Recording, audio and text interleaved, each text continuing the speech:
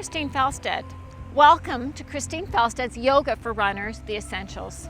So runners may initially be drawn to yoga for the stretching, and there's no doubt that yoga does improve your flexibility, but yoga does so much more. Yoga will strengthen your body by working muscles that you don't use when you run. Yoga will improve your breathing, making you more aware of your breath and actually improve your VO2 max. And yoga will help to deepen your mind-body connection. We will prepare for hero pose.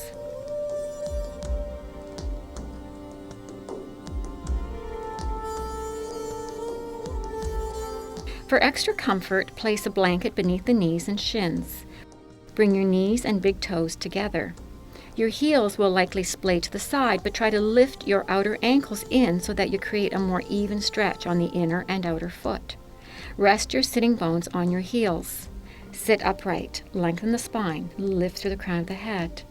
Breathe deeply, stay aware and in tune with your body. This pose is not immediately comfortable for many people, but we can modify it to make it so. If there is discomfort at the tops of the feet, roll a blanket as thick as necessary and place it under the instep of your feet. If there is discomfort at the knees or quadriceps, place a folded blanket between the sitting bones and the heels. You can use both these modifications if you need to, as Kate is doing. Use as much height as you need until you are comfortable. Hero pose has tremendous benefits for runners. It strengthens the arches of the feet, stretches the ankle joints, stretches the shins, and helps to decompress the knee joint. The key is to work at it slowly, consistently, and to a degree where there is no pain. While this is a very effective pose, it can be intense at the beginning, so let your body get used to it slowly. Hold this pose only for as long as it is comfortable, short periods of time at the start. Do it daily and your body will become used to it. Over time, you will need fewer props and sitting this way will become comfortable. Runners often complain of tightness or discomfort in the hips. While running does tighten the lateral rotators and hip flexors, the number of hours many of us spend sitting further hampers our hip flexibility. We use the hips mostly in one plane when walking, sitting, standing, or running, and this keeps our hips from the rotation, flexion, and extension that they need to be agile. After a series of hip opening poses, runners will often feel lighter on their feet and less constrained in the hips. So while hip opening can be challenging, it is also very satisfying work for runners as the results can be felt quickly. Step your feet about 5 feet apart so you are lengthwise on your mat. Raise the arms to shoulder height, palms down. Press your shoulder blades down your back.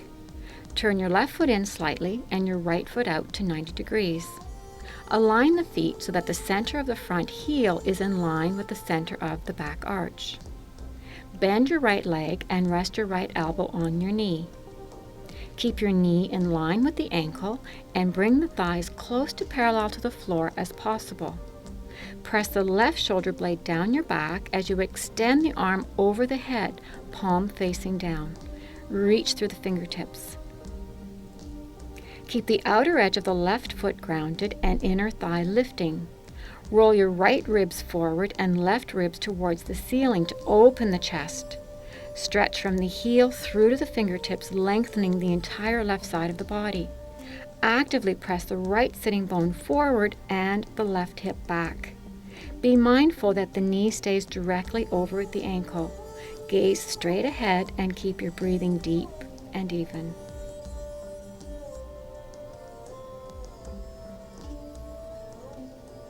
To come up, push both feet strongly into the floor and reach the left arm toward the ceiling to return to standing. We will repeat on the other side.